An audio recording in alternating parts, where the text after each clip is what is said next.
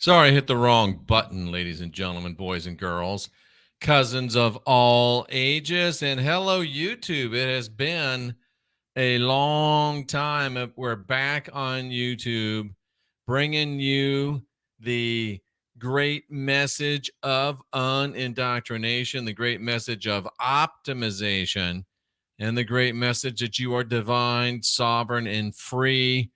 Don't go on bended knee to someone else's savior. We are here tonight to bring you a great deep program. Let me check my audio and see if it's where I want it. Yes, I think it is. And we appreciate you all being here tonight. We're going to bring it to you wall to wall, treetop tall, coast to coast, and border to border. It's great to be with you tonight. And we've got a lot of people that we haven't seen in a while because we're on YouTube. And we're going to say hello to those people. I know it's a little bit, but oh, Linda says I've hit her button many times. Well, thank you. Thank you very much. Daphne Reloaded is here, and she put in a link for her store. She's got some great stuff there. We are on the Evangelical Hour channel tonight. We are on the Flee the Watchtower channel tonight. Smoochy is here, and we're also, of course, on our main Unindoctrinate with Jeffrey Darty channel. Philip McTeer is in the house. And we have as well, who? Is there anyone else here? Boy, we got a nice active chat room. But that's about the only names that I see. How about that? No. Angela Monk is here, and she reminds us that the Earth's core stopped.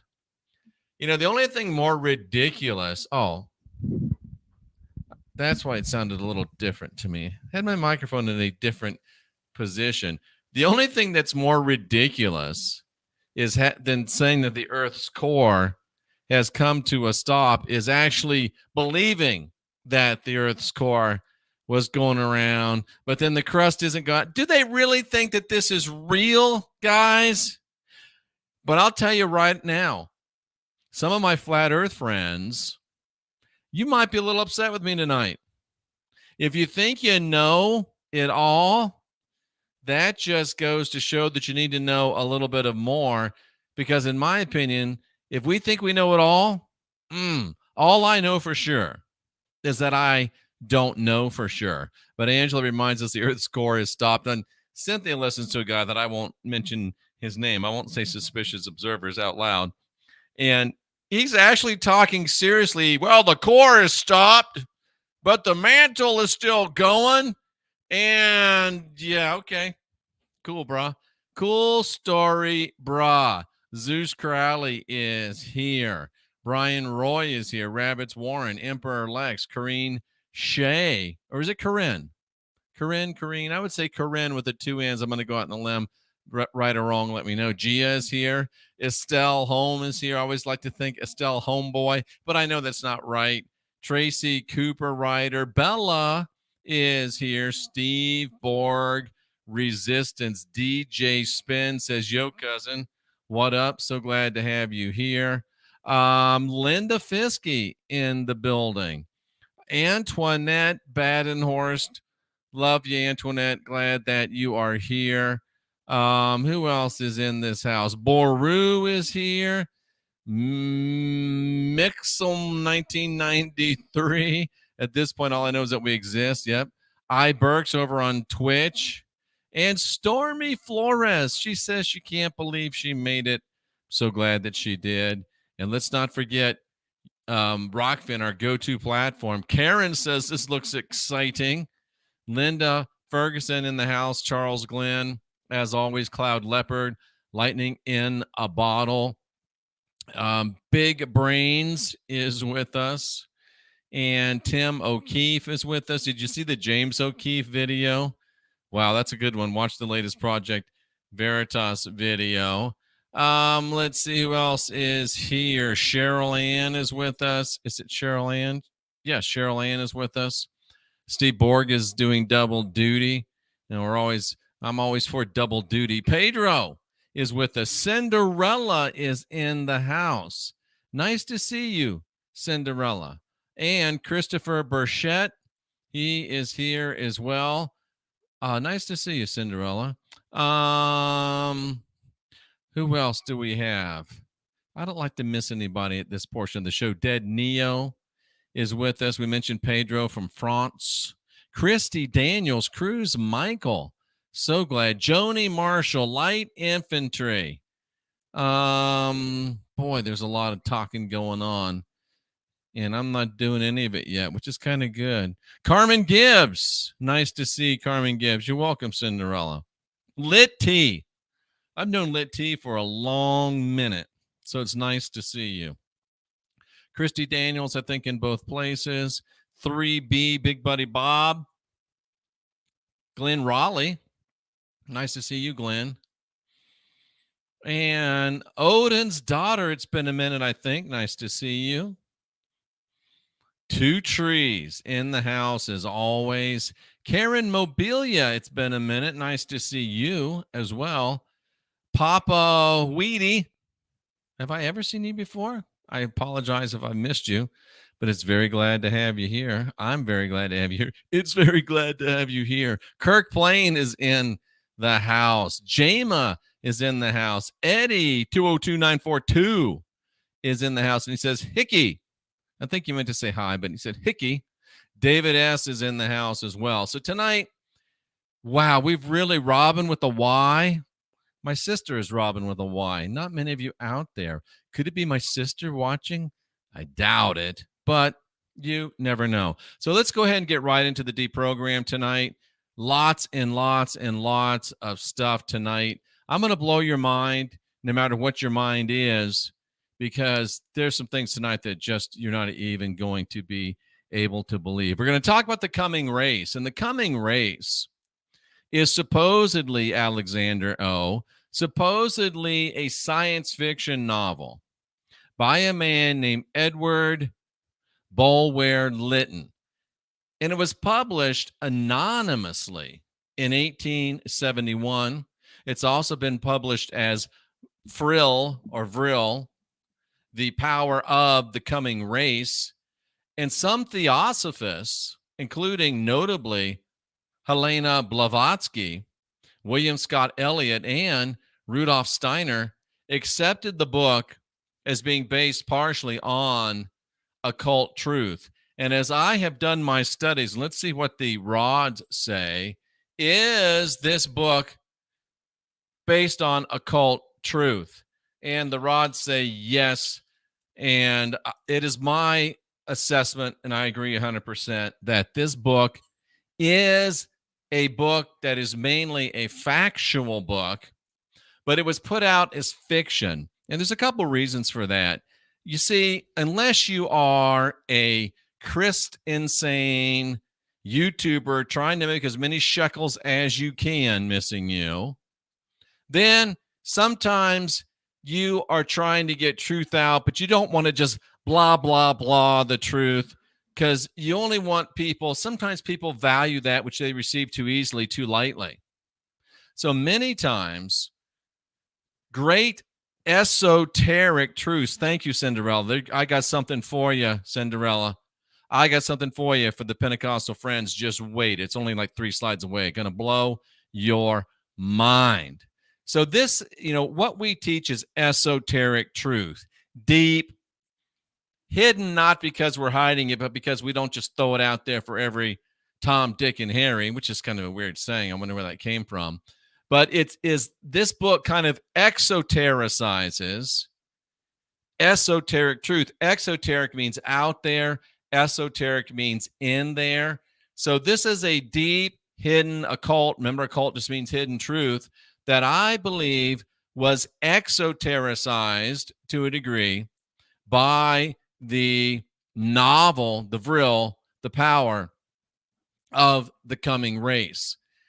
And, his work he sold a lot of books, and they paid him really, really well. So you have to ask yourself, why would he write this book anonymously? If you're a famous author, you use your name. And this guy, well, how famous was he? Well, you've heard statements like the Great Unwashed. He made that up. pursuit of the almighty dollar. He made that up. And this one, the pen is mightier than the sword. He made it up. And he also coined, pardon me, the opening phrase, it was a dark and stormy night. So this is a guy that made a lot of money writing books. And for some reason, he wrote this one anonymously. Jameis says, was it too much truth? Could very well have been. But when Otto, and this is amazing, this guy kind of tells you who he is, who he was. When Otto, the king of Greece, abdicated the throne or stepped down in 1862, Mr. Bulwer Lytton, he was offered the crown of Greece. They offered to make him the king of Greece, and he declined. Now, I've got to be honest with you. If somebody was going to make me the king, I would have to think long and hard about being the king. Could you imagine how cool it would be to be the king? If I could be the king, cousins, I would change some stuff in a quick minute. If I could be the king, things would be different around here. But Mr. Bulwer Lytton said, no thanks, I don't want to be the king. Of course, violating the famous Monty Python assertion that it's great to be the king. Well, not in his case, but there's a number of esoteric groups that have continued to claim Bulwer Lytton as their own. Okay. In the book, The Vril, The Power of the Coming Race, he did draw heavily on his interest in the occult. And this also did contribute to the early growth of the science fiction genre. We know that the bad guys and the bad girls have used science fiction to put out nonsense, but we've also been using science fiction to put out good sense. SS, nice to see you. So this book called Vril, The Power of the Coming Race, nice to see Martin Lopez Gomez. It's the story of a subterranean race. That means they live underground. And the book popularized Edmund Halley, the guy who discerned and mapped Halley's Comet. It popularized Edward Halley's hollow earth theory. And it inspired a revival of Aryan mysticism that would soon change the world. Now, I forget the guy's name already. What was his name? Our author's name. Let's just call him Edward, okay? Like the vampire guy. We'll just call him Edward. Edward is credited for coining the term vril. In other words, he made it up. He made up the word vril. Isn't that amazing? And that word vril has been accepted and adopted by theosophists and occultists ever since, and has become closely associated with the ideas of esoteric Arianism. Now, there has been an infinite confusion of names to express one and the same thing. The chaos of the ancients, the Zoroastrian sacred fire, the burning torch of Apollo, the flame on the altar of Pan, the inextinguishable fire on the Acropolis, the Pentecostal fire tongue, Cinderella. I always keep my promises. The Pentecostal fire tongues, and finally, electricity are but various names for many different manifestations or effects of the same mysterious and all-pervading cause.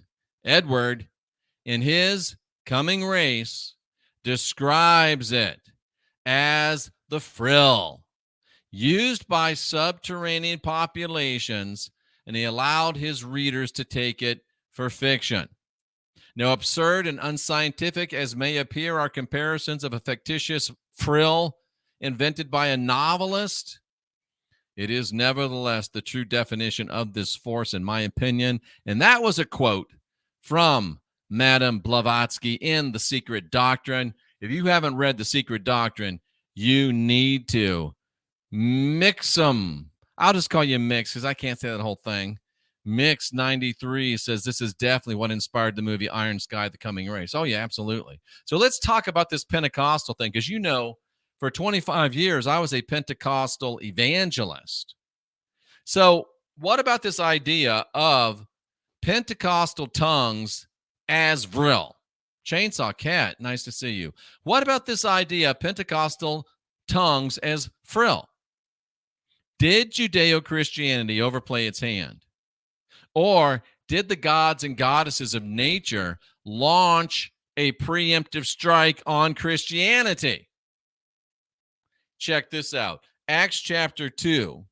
And if you know anything about Pentecostalism, you know that's kind of the chapter for the Pentecostal experience. And it reads, and when the day of Pentecost was fully come, they were all with one accord and in one place.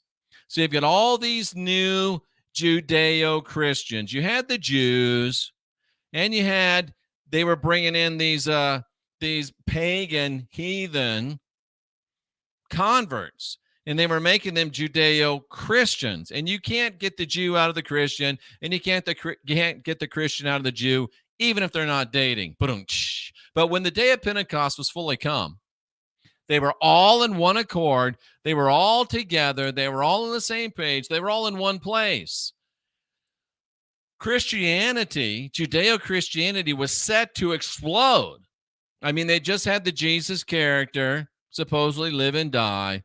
They just had the Jesus character supposedly taking a dirt nap and get up early, supposedly. They just had the Jesus character supposedly raised to the heavens, right? So they're all teed up to go big. This is AD, let's just say AD 100 to keep it easy math.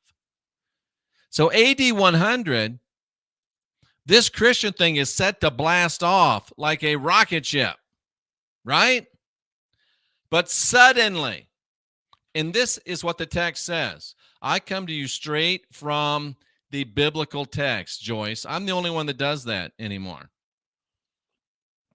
I come to you straight from the biblical text. And it says, and suddenly. And that word suddenly signifies a change of condition, state, or place. So they're all in one accord. They're all ready to go. Everything's fantastic. It's supercalifragilisticexpialidocious, in fact.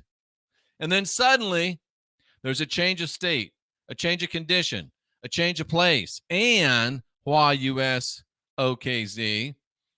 suddenly from out of heaven. What does that mean? So you've got to get into the actual Greek words used here, actually written in Hebrew first, but all we have is the Greek record of it. And if you go to Bible Hub, you can do it. I'm not going to do it tonight, but you know how I do. You find out that the word used for heaven there is 3772, Oranos, which is Uranus. We're not going to do any Uranus jokes. I'm not going to make Uranus the butt of any jokes. So don't ask me to. Just don't. I'm not going to go there tonight. But it has the word Uranus. And it is the singular usage of the word heaven. Now, that word 3772 is often used in the words as a plural, like the heavens. But when it's used singular, it's the visible heavens, the atmosphere, the sky, the stars. And when it's used in a plural manner, then it's the spiritual heavens. And according to biblical scholar G. Archer, the singular and plural have distinct overtones and therefore should be distinguished in translation, though unfortunately they rarely are. But Mr. Archer will be very happy because tonight, put Uranus behind you. Get your mind out of Uranus. Get your mind out of Uranus. So anyway, tonight, I'm telling you that this was the singular usage of heaven, which means, because it's plainly the singular usage, this means that Whatever this Pentecostal experience was, it came from the visible heavens, the atmosphere, the sky, the starry heavens, not the spiritual heavens. Thank you, Sherry. I think it's a great point, too. What are you saying, Jeff? I'm saying that whatever Pentecostal tongues was, at least in this original manifestation, it came from the ether. The ether is the home of the frill. And as we continue in the chapter, there came a rushing, mighty wind. In the Greek, it means here comes the breath of life. And it filled or completed. You remember what was the movie, Jerry Maguire, You Complete Me? Well, this completed them.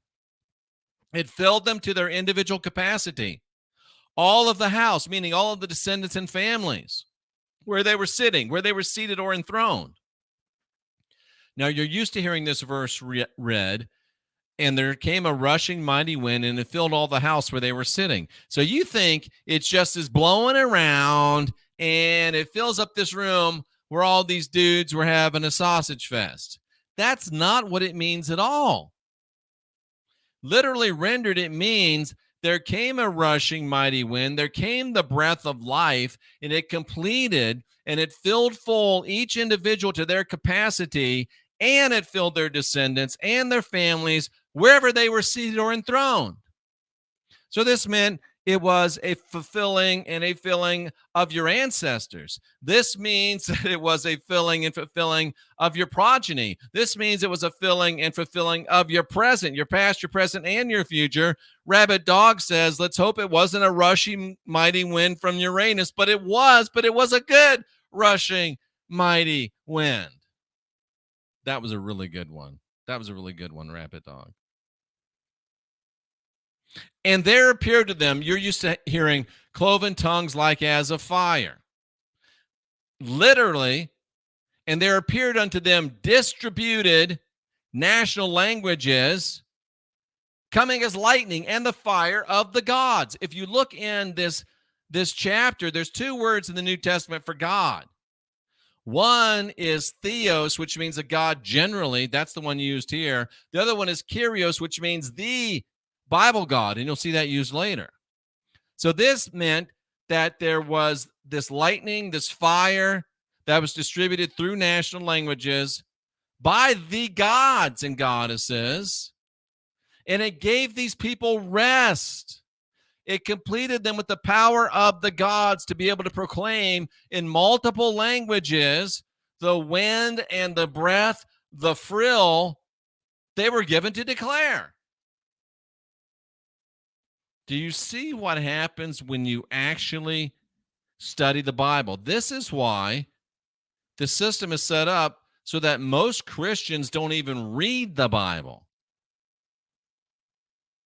But almost no Christians study the Bible. We're studying the Bible.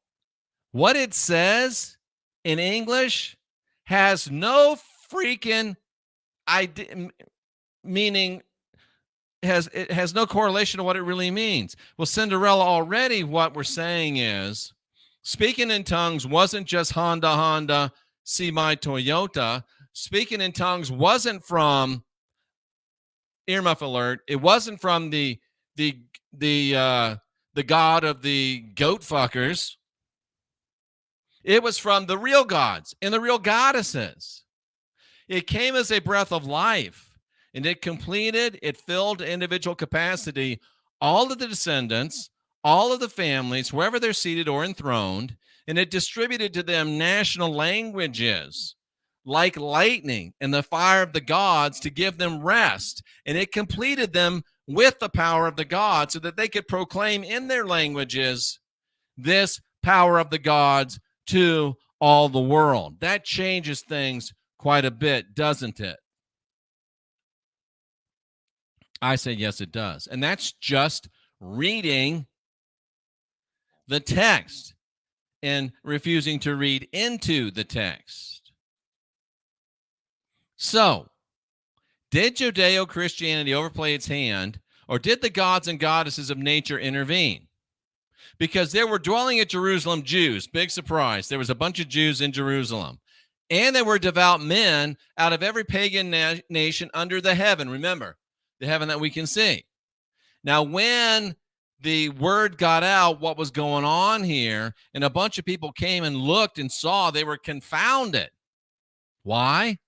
Because they heard these men speaking in their own language, and they were all amazed, floored, astonished. They marveled. They were awestruck, saying to one another, all these dudes are Galileans, right? And remember, we've proven to you that the Galileans, including Jesus, who was a Galilean, they were all transsexual, cross-dressing RuPaul kind of bitches. I'm sorry. Look up the word Galilean. The Galileans, I know some of your favorite YouTube presenters wear guy liner. That's because they're on their way to transitioning. They just don't have the, well, you don't say the balls, do you? They don't have the guts to go all the way. But anyway, we're not going to get into that. But the Galileans dressed like women, wore makeup like women, wore the garb of women, acted like women. And the Galileans were preaching this new Judeo-Christian nonsense. So all of a sudden, you got a bunch of transsexuals out there, a bunch of cross-dressers at least, out there speaking the mighty works of the real gods and goddesses. And they're kind of like, what the hell is going on? We hear these, oh, shoot, I'm on YouTube. I got to be careful. We hear these cross-dressers. We hear these transsexuals speaking the truth and honor and glory of our gods, not their Bible God. We hear them talking, both the Jews and the proselytes. We hear the grand, magnificent splendor of the gods and goddesses. And they were all at a loss. They were saying, you hear it read by what meaneth this. What they're willing to say is, what are they trying to create? What the hell's going on? These are a bunch of transsexuals that we know are of the Judeo-Christian persuasion, but here they are talking about the greatness of the pagan heathen gods and goddesses. They must be drunk. So in other words, the party was getting out of hand. The party was getting out of hand. So then what happened? Party's getting out of hand. Peter. I think it's funny. It says, but Peter. No Uranus jokes, but Peter, but Peter, but Peter, but Peter. Anyway, but Peter stood up. And he stood up in opposition. He's like, whoa, hold on. And he declared, hey, all you Jews and all y'all that are here for Passover, listen up. Dudes are not drunk. It's only the third hour of the day, which ties my mind back to the Jesus character, because when did the Jesus character die? Third hour of the day, right? No, he died the ninth hour of the day. Strike that one. But he was on the cross in the third hour of the day. And you got to be drunk to believe that. So anyway, he says, listen, this is that which is spoken of by the prophet Joel. Not Osteen, just Joel. And in the last days, the gods and goddesses. So here we got kosher disclosure in the Old Testament. Because what Joel said, and if you get into the Hebrew, it's very plain. Joel 2:23. The gods and goddesses said they will bestow liberally liquid and or solid wind and breadth of divinity onto all humankind. Boy, that changes things, doesn't it? That changes things, doesn't it? Etheric energy, physical energy like lightning that you can see, manifestations of the wind and breath, which is the frill, and they would pour it upon all humankind. Sons, daughters, descendants would set forth matters of divine teaching by special faculty, by empowering of the frill. The young men would see visions. The old men, the elders, would dream dreams. And both the women and the men would be under the spout where the vril comes out. And we would both be setting forth by matter of divine teaching and by special faculty. That's why I need our great Aryan, heathen, pagan, wonderful ladies to step up and be a part of this.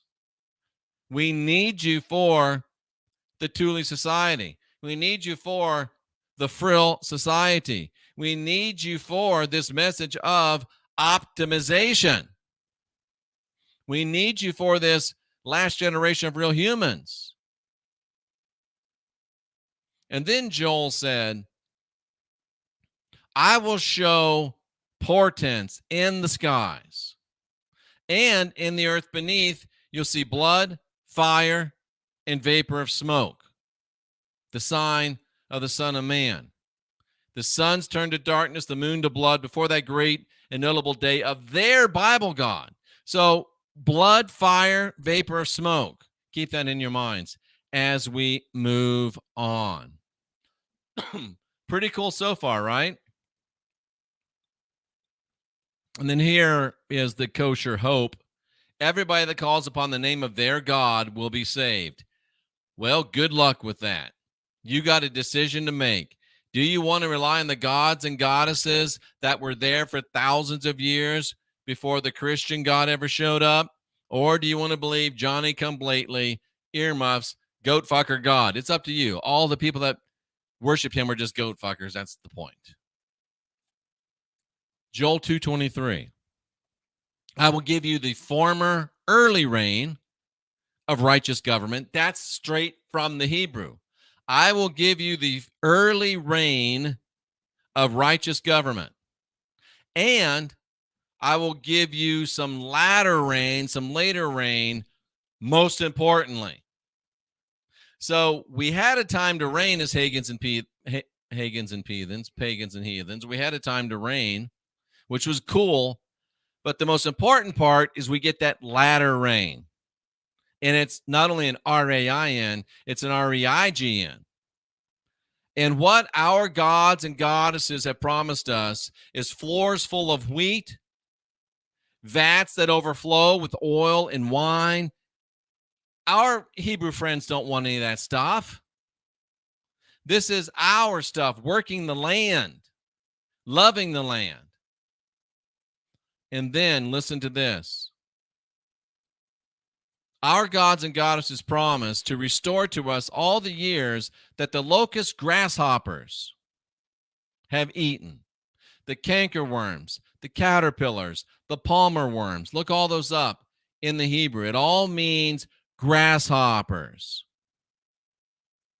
And the great army which our gods and goddesses will send among us will be as giants in their eyes.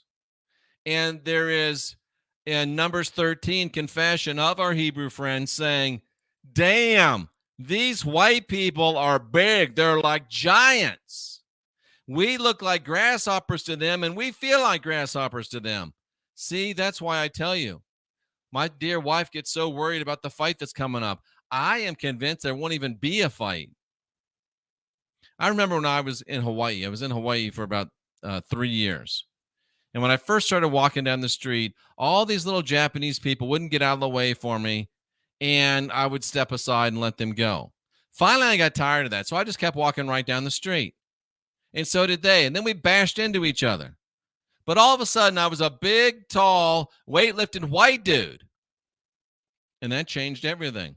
Then they got out of the way for me because they were grasshoppers in their own sight.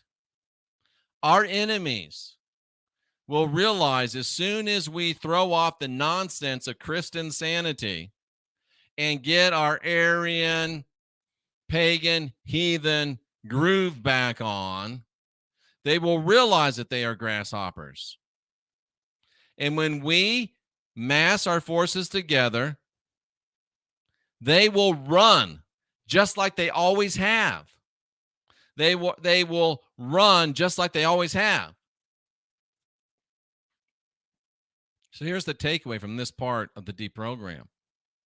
The initial Pentecostal experience in the mid-first century was from the gods and goddesses of nature, not from the Bible God.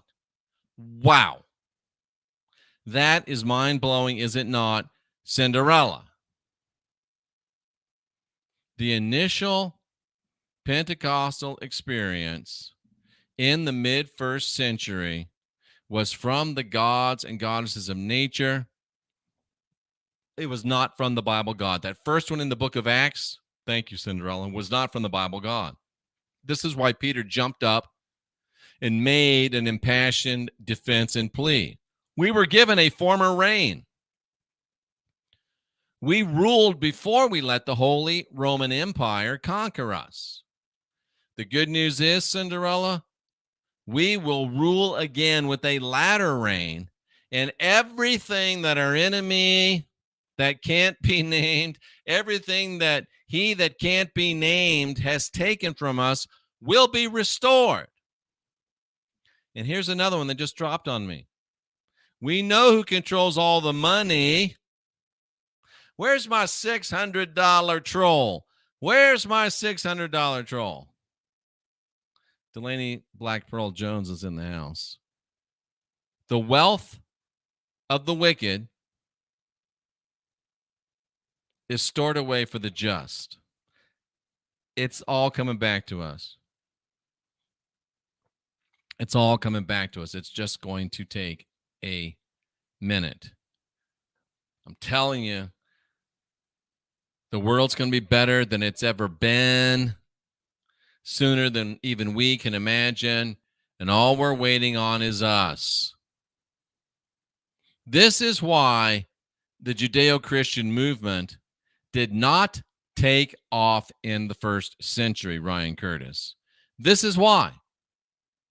Because the pagan gods and goddesses launched a preemptive strike of the frill to show their people that were being deceived by Judeo-Christianity what the real, true, natural power was. And after this show of divine natural power, after this former reign, if you will, it took Judeo-Christian another 2 centuries before it caught on. It was about ready to explode. The gods and goddesses preemptively struck, derailed the Christian train for 200 years. This also means that Judeo-Christianity lost the moral battle for the hearts of men and women, and they still are. That's why none of them will debate me. They can't win the moral battle. They can't win the intellectual battle. I'm telling you the truth. I've had at least 3 Christians refuse to debate me, but threaten to come and kill me. They threaten to come to my house and kill me, but they won't debate me because they've lost the moral high ground way back in the first half century. And only by the edge of the sword then, and only by the edge of the sword now, can they hope to overcome us, and good luck with that. But only by the edge of the sword of the Holy Roman Empire were the Christians ever able and finally able to overrun our traditional gods, our traditional goddesses, and our traditional homelands. Jesus came as Prince of Peace and got his ass handed to him. That's when he decided, that didn't work. I haven't come to bring peace. I come to bring a sword. Judeo-Christianity is a religion of force, not a religion of spirituality. What do you think about that, cousins? Powerful, right? almost as powerful as Nanosoma and Focus Life Force Energy. The 1-2 punch. Nanosoma drops everything out of your body that's not supposed to be there. No matter what you allowed to get stuck in you. I'm talking about your bad date last weekend. It'll help drop that out of your body and help you optimize yourself.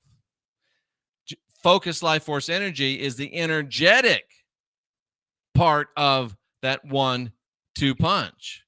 It recalibrates 5G and most of these other EMFs that are coming at you. And it also delivers you a high consciousness environment.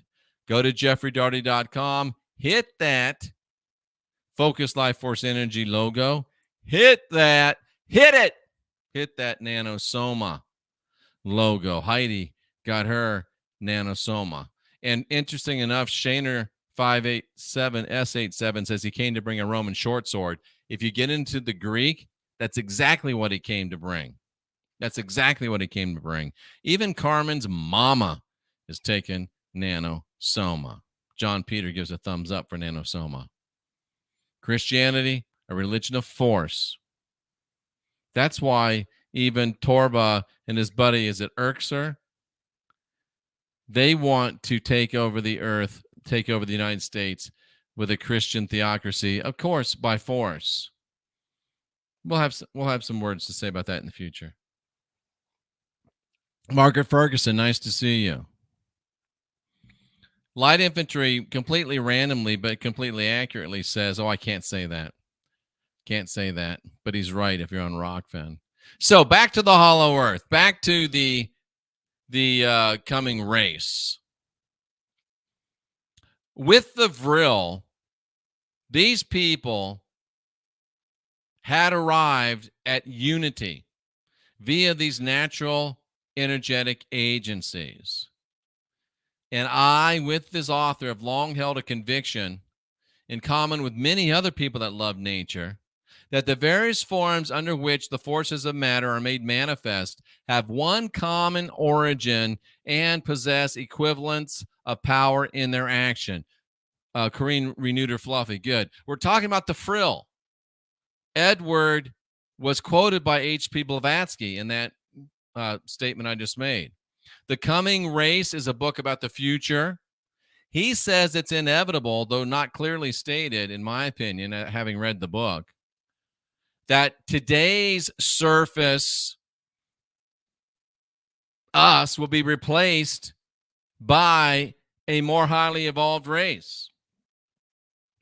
And I think it is 100% true. Now, Steve, I understand in my history that the German longsword was 3 times longer than the Roman short sword, which allowed the Romans to get inside the range of the Germans, of the barbarians, and kill them. That's why it was the original weapon of mass destruction. But I don't know anything about either one of them. That's just what I've read and studied. So I expect that today's broke, busted, disgusted, surface-dwelling individuals will be replaced by optimized Aryans when it's all said and done. And this story about the coming race unfolds in one of the last unexplored places on the earth. There's only 2 really that are unexplored, underneath the ground and underneath the water, right? So these people live in the interior of the planet. They call themselves the Vril Ya, and they've developed a civilization that far surpasses ours in its enlightened use of power. They draw on the inexhaustible energy source called Vril, which is controlled by sheer willpower. They've created a utopia, no crime, no war, no poverty. I know I take some heat from some of you for talking about orgone energy, learning to use and regulate and control your sexual energy. Jeff, why do you care about people masturbating and having sex? Well, I care about you learning to control, Bill, your personal energy, because if you can learn to control that, you can learn to control the frill, which is controlled by sheer willpower, but you got to train yourself. It's a tough job, but somebody's got to do it. Work, work, work. No frill yaw community exceeds 30,000 in population, based upon the grounds that no state should be too large for a government resembling that of a single, well-ordered family. That makes such great sense. And good news, Dagger, the female frill yaw are the aggressors in courtship. And once married, they're amiable, complacent, and docile mates. So much so, this is giving a little bit away, but so much so that the lady frill yaw, once they get married, they abandon the wings that allows them to fly with the effortless flight as of angels. How amazing is that? We're talking about the coming race. And during an expedition with one of his friends, going down into a cave, going down into a chasm in the interior of the earth, he and his friend encountered some things that they could not have even imagined. The journey started with a tragedy. Our author's friend was hurt in a fall, and then he got eaten by a fearsome beast, the likes of which our author had never seen. It's a bad day when you fall down and break your leg. It's a worse day when some big, nasty beast comes and eats you. Unable to go back the way he came, our author just pressed on deeper and deeper. And what he discovered makes up the rest of this story. And in his words, he says this world without a sun was nonetheless bright and warm, and the air was less oppressive. The heat was softer. The scene was not void of habitation, but to his surprise, he saw a steady, brilliant light lighting the place. As he drew nearer and nearer, he began to hear the sounds of civilization, and then he actually came to see human-like beings. And when he saw these beings, they were covered with what looked to be large wings that were folded over their breasts and reached down to their knees. The rest of their attire composed of an under tunic and some leggings. They wore on their head a kind of tiara that shone with jewels, and they carried in their right hand a staff of bright metal like polished steel, which we would come to find out is their, for lack of a better term, their frill stick. But the faces of these beings, beardless, tranquil, beautiful, but yet there was something about them that made him scared, as if he was seeing a tiger or a serpent. That's what we're supposed to be like. We're lovers until you make us become fighters. We're poets until you make us become warriors. We walk softly, but we carry one big bad stick, baby. And the problem is that we've been too nice to too many for way too damn long. And it's past time to get our frill on. And once we do, I'm telling you, they will be afraid and they will run like you-know-whats. Will Darren, nice to see you. Jimmy Vox Johnson, nice to see you. And as he was standing there looking at this being, he's covering his face, and the musical language came to him telepathically. He couldn't understand it, but it did dispel his fear. He uncovered his face, he looked up, and then the stranger looked at him. Seemed like he could read his mind. He then placed his left hand on the man's forehead, or Arthur's forehead, and he touched his shoulder with the frill stick. Not the thrill stick, the frill stick. And the effect of this double contact was magical. Terror gave way to contentment, joy, and confidence. He recognized at once the difference between the two sexes. The two females were taller and more robust in their proportions than the males. They were more symmetrical, but weren't super soft and timid like you would think of a woman on Earth. Generally speaking, remember this was written a long time ago.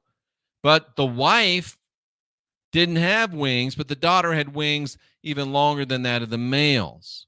So interesting. So interesting. And of course, there's hidden spiritual lessons in here too. Hidden spiritual lessons. And he was the first earthman that these people had ever seen. And yet, rudeness was unknown to them. Even the youngest child knows not to be rude. In devotion, they address their God by name, which they think is too sacred to confide to a stranger. But in conversation, they call him the All-God or the All-Father, much like Odin. And the name for the various flawed governmental systems of our surface world is Gleknos. Ek is strife, and Glek means universal strife. What a perfect description of our surface world. Universal strife. Universal strife. And they say that most of us are worried about pa-bod. Pa-bod. Nonsense. Futile, false philosophy. Making inquiries about things that don't matter. And they were familiar with our mechanical inventions. They had their rich, they had their poor, but they made neither war nor fought for land or ideas. Through the various states, they acknowledged various forms of government. Free institutions were beginning to preponderate. Popular assemblies increased in power. Republics became general. And the democracy we see as a supreme goal was regarded as the utmost of barbarity. And it really is. It really is. It's nonsense. Finally, they got to the greatest height of their society when they discovered the power of the frill. That's why free energy is so opposed in our world. When you have an energy that's capable of being raised and disciplined into the mightiest agency over all forms of matter, it can destroy like the flash of lightning, yet when differently applied, it can replenish or invigorate life, heal, preserve, and on it, they chiefly rely for the cure of disease or for enabling the physical organization to reestablish the due equilibrium of its natural powers and thereby to cure itself. So when they discovered and learned to apply frill, there's no more war because as soon as you show up, you can obliterate each other.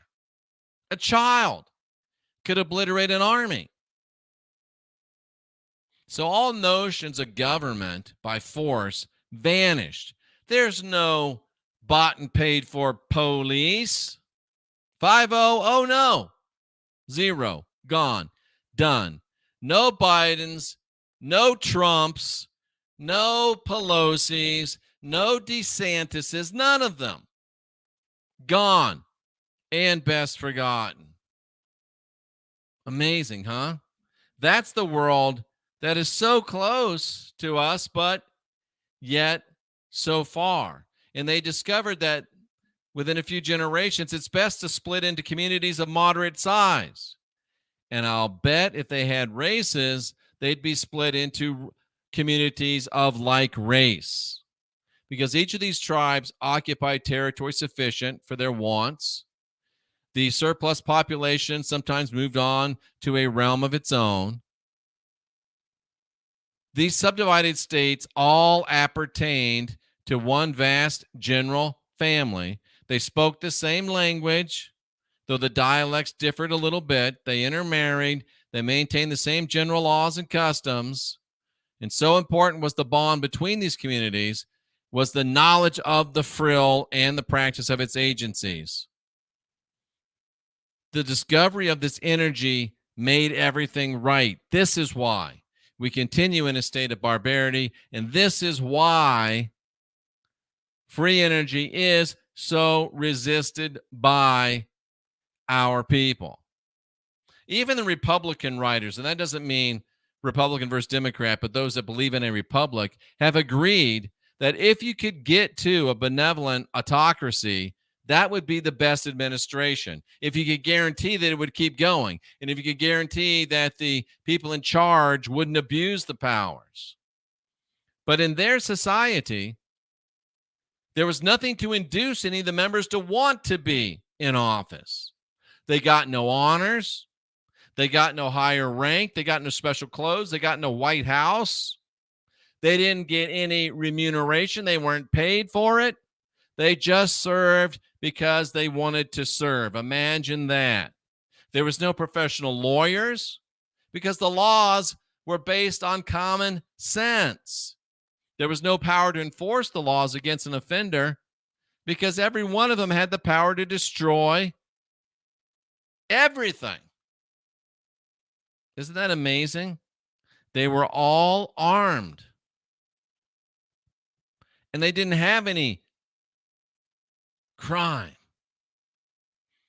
What a great idea. If you wanted to leave, they said, go. As for observing the law, nobody in our realm is anything like them. Amazing stuff. Amazing stuff.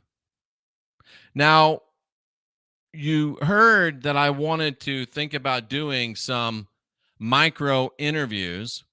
And even though I thought that we had a miscommunication, we have a guest that is stopping by for what we're calling a micro interview. It might be 5 minutes. It might be 35 minutes. We don't know. But we're going to take a little break and we're going to have our micro interview with our special guest. I'll be frank, I don't know much about him. We are friends on Gab. I know he does a lot of work on Gab, and I just want to remind him that we're on YouTube, so we can't say all the words, we have to be careful with what we say. But keeping that in mind, our friend Hannah recommended him. We're trying to have the micro interviews. We had Daphne Reloaded a couple weeks ago before we got our other strike. And now we have a man that's known as Waffle Chaser on Gab. And I want to talk to him. I want to bring him on. I want him to tell us who he is. I want to tell him what he does. And I want him to tell us what his plan is, what his dreams are, what his hopes are. And again, I'm going to remind him, let's be cool with the YouTube because you know how it goes. So, ladies and gentlemen, without any further ado, welcome to the show, Waffle Chaser. Can you hear me, my friend? Yeah, I can hear you. Thank you. Thank you. I can hear you. Tell us what you do. Well, I started a web series that's about a white male rebel who is rebelling against all of the anti-white mania that plagues the world right now. And he's nicknamed the Little Nazi.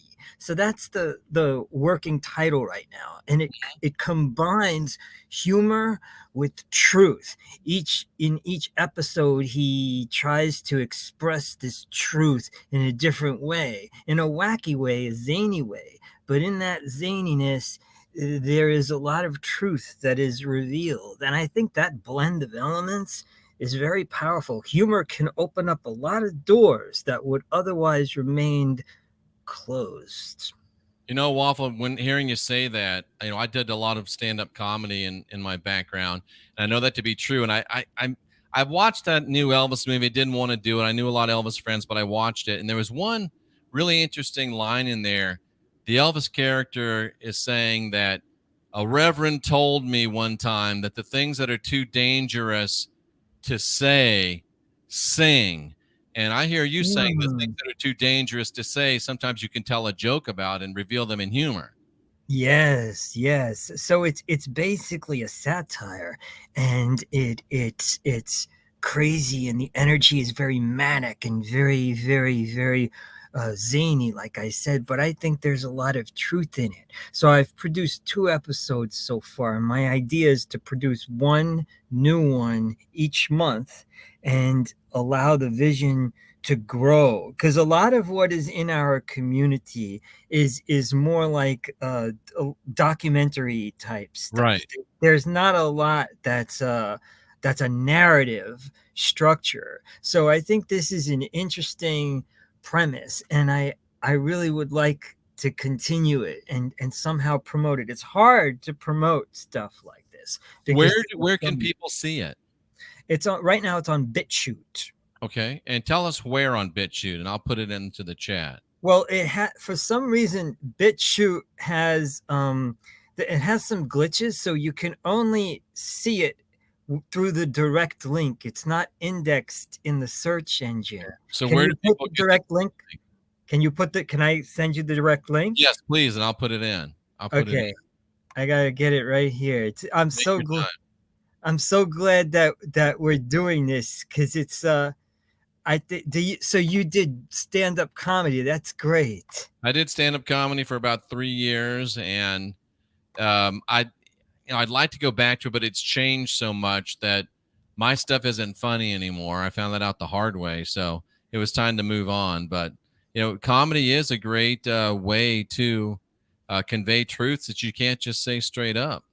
Yes, there's a lot of physical comedy in it, and I play the main character, which I based on myself. How I arrived at at this place, Mhm. and it's so many things have come up in this project that it's really interesting to share with the world, and the reactions of people. People within the Gab community have been they've been very receptive to it and excited about it, and Excellent. more than one person said, you should really get this out there. This is what the world needs. You should do your hardest to reach a larger audience. So that's what I'd like to do with this project. Well, we put it in both the chats, the Rockfin chat and the YouTube chats. Now, I is it animation or No, it's live action. okay, It's live action? Yeah. Interesting.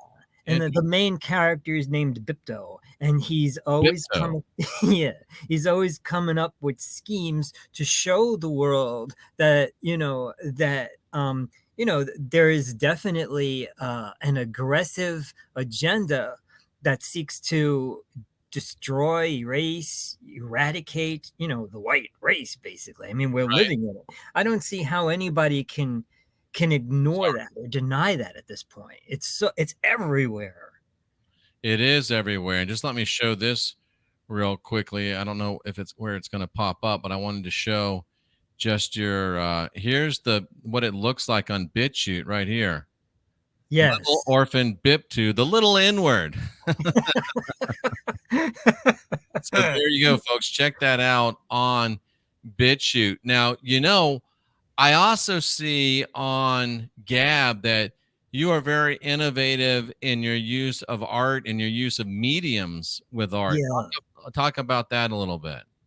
Oh, well, I started a year or so ago, maybe 2 years ago, writing random messages with a Sharpie and that I had with me at the time for doing another art project. And so I write these messages on the trash that I find, like anything and everything can I mean, go- McDonald's cups, paper Yeah. plates, Yeah, pieces you of saw wood. that? I've seen it. Yeah. McDonald's, the French fry containers make a good signboard. The foam takeout things that you would get like in a Chinese pickup place. Oh yeah. They're just people just throw them I'm always finding those, but they make a very good signboard. So all you have to do, so I just bend down, I write these messages, and I just leave them there for people to see, and people have seen them. People have seen them. And another aspect of How do you know? How can you track the fact that people have seen them? I'm not doubting. I'm just asking, how do you know? Well, because as I'm doing it, sometimes people blow their horn and Oh, give okay. me a thumbs up, which indicates that they must have seen, Oh, yeah, they've obviously seen it before. yeah, the something that I've done, because I don't hide it. I just do it, and I'm in the neighborhood. They know who I am. Mhm. Although I have ventured out into neighborhoods that are not mine and not even close to where I live as well. Right. And so, but I also use some of that trash in art pieces that I go home, I make, and then I stapled them to lampposts and things. And I've I seen was I was attacked at least 3 times because of that. physically attacked? Well, once I was. This older Jewish guy came Imagine out that. of came out of the woodwork, and he said, "What right do you have to stand up for white people? You're all racist. You have no right to say this. You're anti-Semitic." And he took my his hand and he smacked my face, and he tried to get Whoa! my bag off, and he tried to smack my phone out of my hand. And Amazing. I don't get crazy in situations like that. So I remained Well, you very can't. calm. You can't. That's wise. Right. I remained very calm, and I just tried to say, "Why don't we talk about this?" But he was nasty. Finally, because I remained calm, he couldn't ignite anything in me, so he just turned around and walked away. But it was a frightening experience. Very smart. Very smart. What do you have planned going forward? Well, I would like to continue doing the web series and maybe even incorporating what has become the Sharpie revolution into that, because I thought that Bipto could do that as well. Ah, And yeah. so combine the two. But I think the web series is a good idea because there's really nothing like that out in the world right now. And I think it can reach a lot of people if I can figure out how to promote it properly. So I'm working on that right now. Excellent. Excellent. Yeah. I mean, you have very innovative ideas, and I think the web series is a great idea. And Thank you. you're welcome. And the writing on the trash and leaving it there. I mean, that's something where you think, oh well, only people in your community is going to see it. But imagine if all of us were doing that in our community. Right. And there are a lot of highways where I live. So off the highway, there are a lot of cars going on and off who aren't necessarily from my area. There are a lot of truckers delivering things, and so I think it's reached people beyond my immediate area, and it's definitely made people think. I know that because even sometimes I've seen people looking at me in the street who I don't recognize, and they sort of giggle and point, and so I know that they must have seen some of my Sharpie pieces, my on the spot impromptu protest pieces. Right. Now, Waffle Chaser, as you're known on Gab, and I guess also on BitChute, right? Right, yes. Mhm. How would you recommend somebody that says, you know what, I think that's a great idea? How do people get started replicating what you're doing as far as the protest art, in the community, so to speak? Well, I think you just have to push yourself, and you just have to do it, and you have to give yourself permission to Right. do things that you would not ordinarily do during more sane times. You wouldn't ordinarily go walking around writing on trash if there wasn't if there wasn't an urgent message to convey to the world. And people have said to me, "Well, why don't you just draw up some something on the computer and hand them out?" And I've done that, and I do that as a backup. But I think the urgency of a piece of trash with a message on it in very kind of shaky writing written in a Sharpie, the urgency of that it's very emotionally gripping, and it also allows me to adapt the message to the environment. Like, I've left anti-school messages right across from public schools.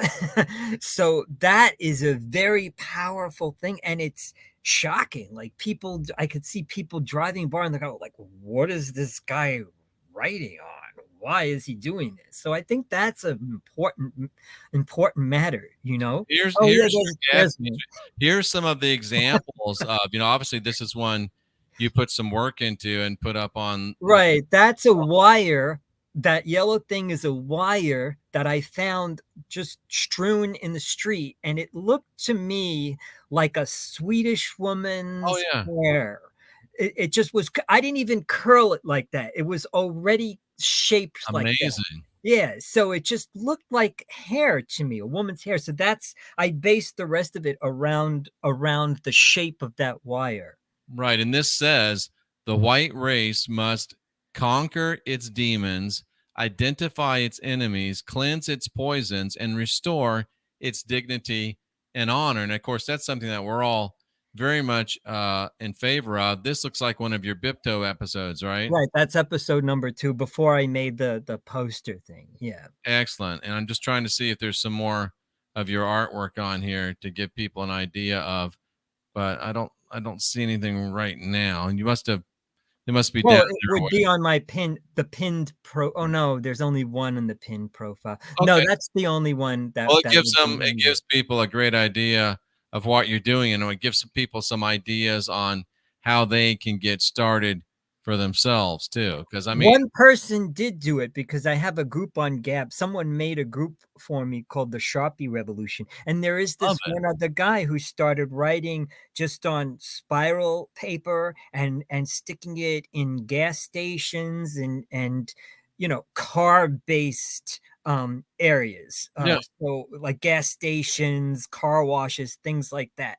So I thought I was shocked. I thought, wow, yeah, thanks for following through with this idea because I think it is powerful and immediate. It has to be immediate, it has to be urgent, it has to be sincere, and most of all, it has to be consistent, it has to be constant. Good propaganda or good messaging must be consistent. And the thing I like about it too is that when people see it, their defenses are completely down. Right. They know it. They're catching a trash out of the corner of their eye. They're glancing at a post, and when they see something that they're not expecting, and their defenses are not up, it can be a very strongly embedded message. And I'll bet you've got people laying awake at night thinking about some of the stuff that you've done, on a damn McDonald's French fry. Yeah. Yeah, I found some pretty odd things. I've found bed mattresses. I've used mattresses. I've used foam. I've used cardboard. Pieces of wood. There are a lot of pieces of wood that are thrown about, and they make some of the best signboards because they're sturdy and they last. And you know what? Sometimes I come across a piece that I had created months ago and it's still where I left it. That's amazing. Now, Waffle Chaser, have you ever done one and then kind of sat back in the distance and just watched it and see if people come up and see it or anything like that? Yeah, I have, and I did see people. Well, I've only done that a couple of times because I kind of like not exactly knowing. I Sure. like the mystery of not seeing their reaction and just kind of sensing it and seeing the evidence afterwards, like people riding by, beeping their horns, or just Yeah. just the expressions. I kind of like that. So I only did that once or twice, but I did do it, and people did stop and read the messages. So a couple of people said, "Oh, well, nobody's going to read this," but that's not true. They do read them. I mean, dependent, not maybe not always, but a lot of the times, especially the more distinctive ones, they certainly do read. Yeah. And, I'm sure that you're familiar with this story, but let me tell a little story for the audience right before we let you go. Many, many years ago in Vienna, Austria, there was a little magazine called Ostera, which didn't have much of a distribution. Not many people read it. But one day, this young man came across this magazine called Ostera. and he went to the office where they published it. He didn't have a lot of money, so the publisher gave him some back issues, gave him the money to get back on the train and get back home. And so this little magazine that nobody really read, nobody really noticed, it caught the attention of one man, and his last name was something like Hitler. Yes. So imagine that. Right. See, that's the beauty of doing work like this. You never know who is going to come across it and the effect that it will have on that person. It can go anywhere. Absolutely. Waffle Chaser, it's been an absolute pleasure to have you on. Is there anything else that you want to share with us before we say goodbye for this time? And I want you to come back for some regular updates. Oh, I would love to. Thank you. And I would just like to remind your audience that we're going to be producing one new episode of this series every month. So if they'd like, they can subscribe to the channel on Absolutely. And I'm putting it back in the chat again. So subscribe to the channel and watch the episodes and continue to support the work of this this great brother of ours, Waffle Chaser. It's been a pleasure to have you, my friend, and we'll have you back again. Oh, thank you. Thank you. Thank you for having me on your show. Take care, buddy. We appreciate you very, very much. Bye now. Thank you. Wow, guys, that was fun. You have to admit, whatever that was, it was fun. It was definitely fun. That's Waffle Chaser. You can find him all the places he said you could find him. I've got the link in the chat room, and you can also find him on Gab. Let me grab his Gab URL here real quickly, so you can find him there. And you can also find me on Gab too, both under the Thule Society and under the Christian Whistleblower. Let me pull up Waffle Chaser again. Here he is. There's his URL. It's very simple. It's just gab.com/Waffle Chaser. I think of Waffle House. I'm pretty sure that's not what he's going for. But, you know, I'm a Southern guy. So when I think waffles, I'm thinking Waffle House. But a lot of great comments coming in for Waffle Chaser. And I like that. We need to get, more people out in front of more people. And that's a part of what we're doing. It kind of breaks up our presentation, but that's okay. And if you're looking to break up some of the sickness and dis-ease in your body, if you at all can, man, I want to tell you something. The Relax sauna, the far infrared sauna that I use every day of my life, changes your life. It's on jeffreydarty.com. It's called Relax Sauna. And 99% of you don't have to pay income taxes in the United States. Go to jeffreydarty.com, hit that big box that says that, and we'll get Paymon to tell you all about it. What a pleasure to have Waffle Chaser on. And it was good stuff. Let's talk a little bit more. We're going to have to do another deprogram of this because I didn't get anywhere near where I wanted to get with this deprogram about the coming race. Let's go ahead and open up the phone lines for a bit. And if you want to call in and make comments on what you've heard so far, make comments on Waffle Chaser. We should have opened it up and gave him a chance to respond to you, but I forgot. Didn't even think about it, to be frank with you. So the phone lines are going to be coming open here presently. 913-279-0831. 913-279-0831. What else we got? Join me on StreamYard. Who is this? I'm inviting you to be guests. You went to spam. Let me see who that is. I don't know who that is. But yes, go ahead and call in if you'd like to be on the deprogram tonight. We just ask you to be interesting. We ask you to be polite.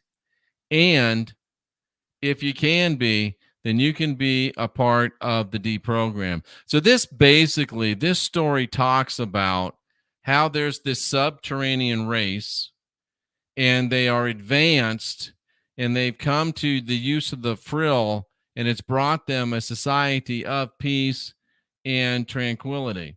And let's go to the phones while we're at it. You are live in the heartland. What's on your mind?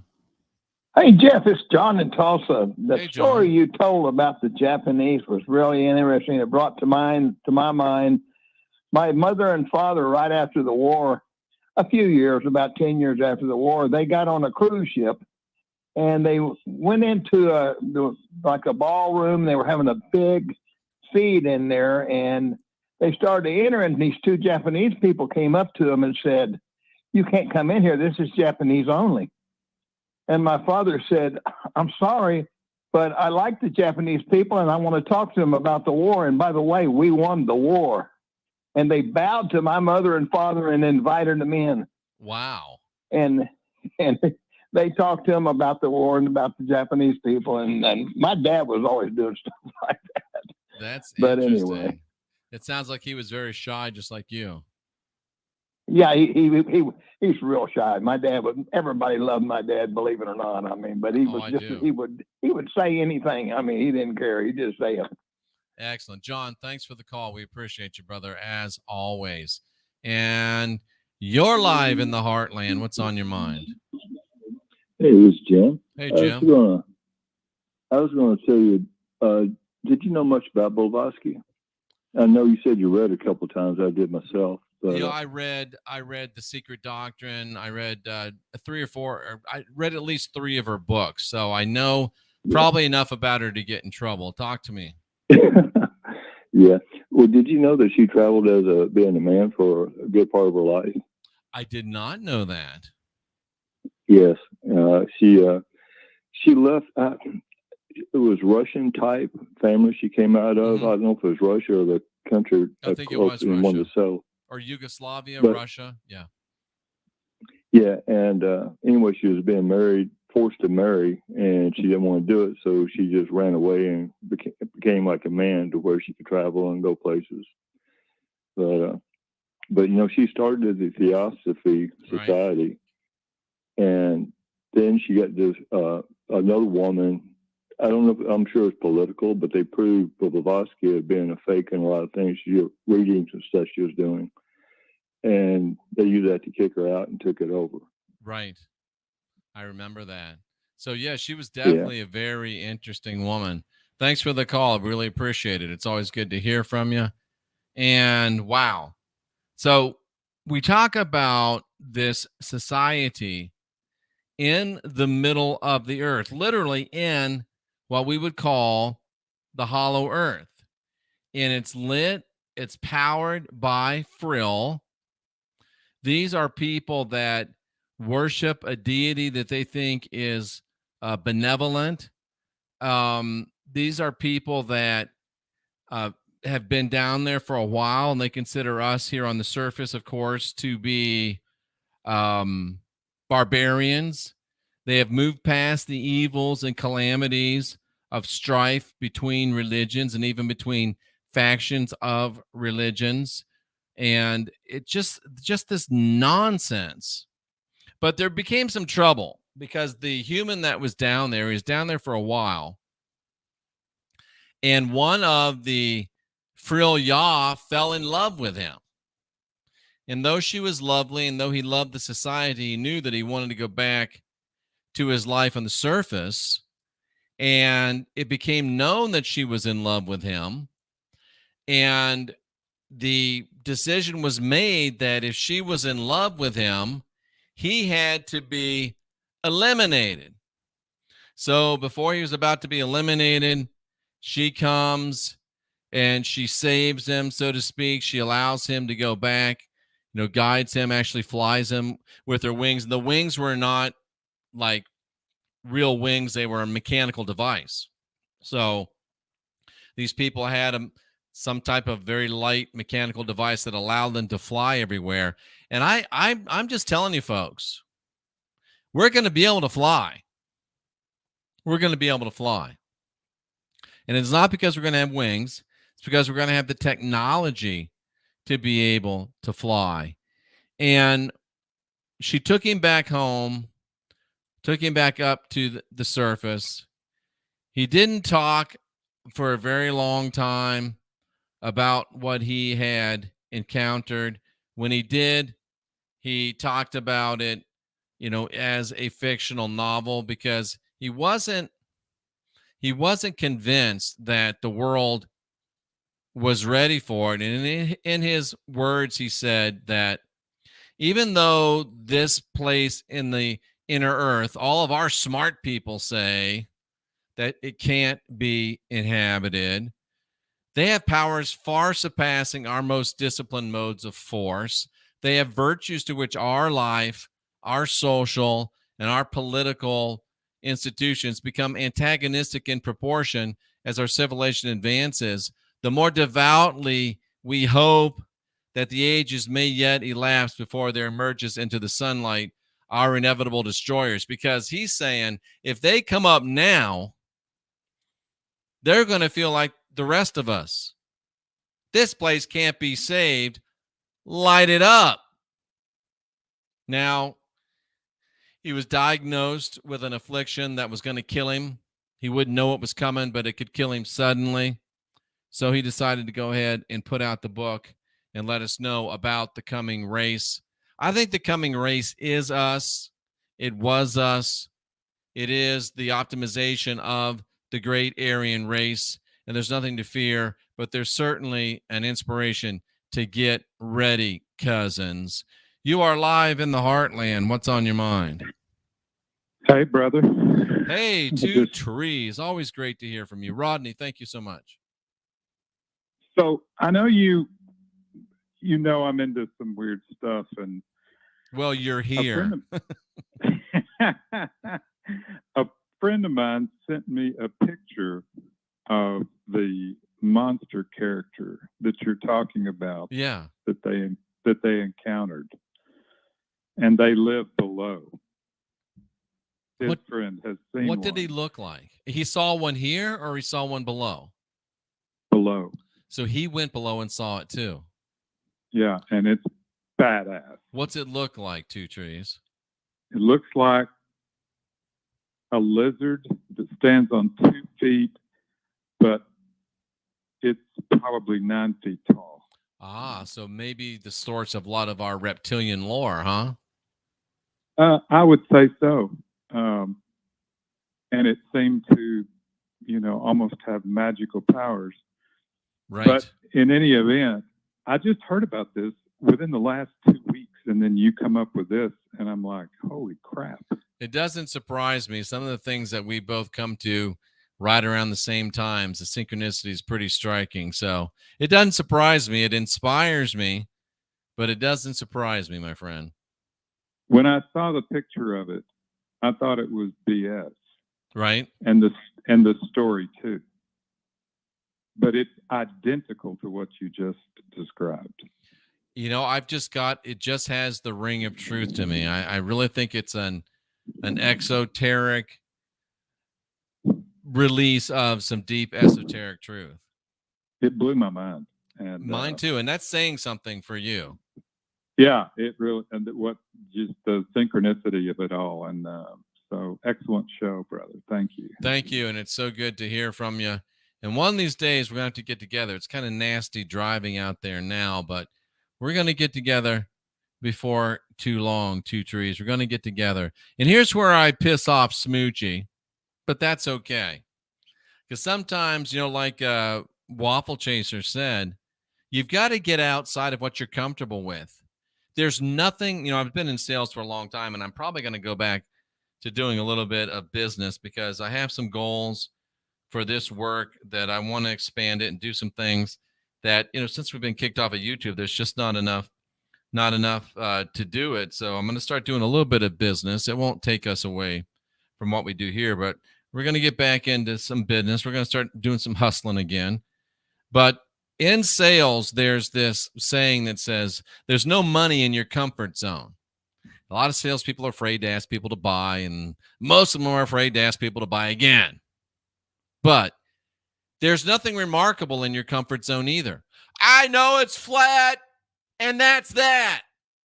It makes you no better than a Christian. We've got to be able to think. We've got to be open to new ideas, in my opinion. So let me give you a new idea. has flat Earth, as we talk about the hollow inner Earth. And I'm convinced, I've tried to work it out. I don't think it can be both. If it's flat, it's not hollow. If it's hollow, it's not flat. And we got a lot of proof that this thing is hollow, but I don't want to get beyond my dealio here. So, has flat Earth movement been Christianized to hide a truth that will replace it in the minds of objective, open-minded people? The chancellor, we all know who that is, was of the belief that world ice theory would replace the creationist tales of Christianity. He said that world ice theory was the Arian antithesis to Cabal physics and the theory of relativity. Daphne, I'd love to hear how you work that out. I really would. I'm not trying to be combative or argumentative whatsoever, because Daphne says it's both. And I would love to hear how it's both. Maybe we'll talk at some point. I would be very, we'll bring you back for another micro interview. You can tell us how it's both. But our Nordic ancestors grew strong in ice and snow. And consequently, don't make a video. Come on here and do it. Consequently, the cosmic ice is the strength and the natural heritage of Nordic man. That red star means that we got to leave YouTube. It's been a great, if I was Carol Burnett, I'd say, I'm so glad we've had this time together to share a laugh or sing a song. And when it seems you just get started and before you know it, comes a time you have to say so long. Good night, everybody on YouTube. Good night, everybody on YouTube. My mother loved Carol Burnett. My mother still is alive, but Carol Burnett isn't. So I guess that was still good. So goodbye to you all on Flee the Watchtower. We'll see you again real soon.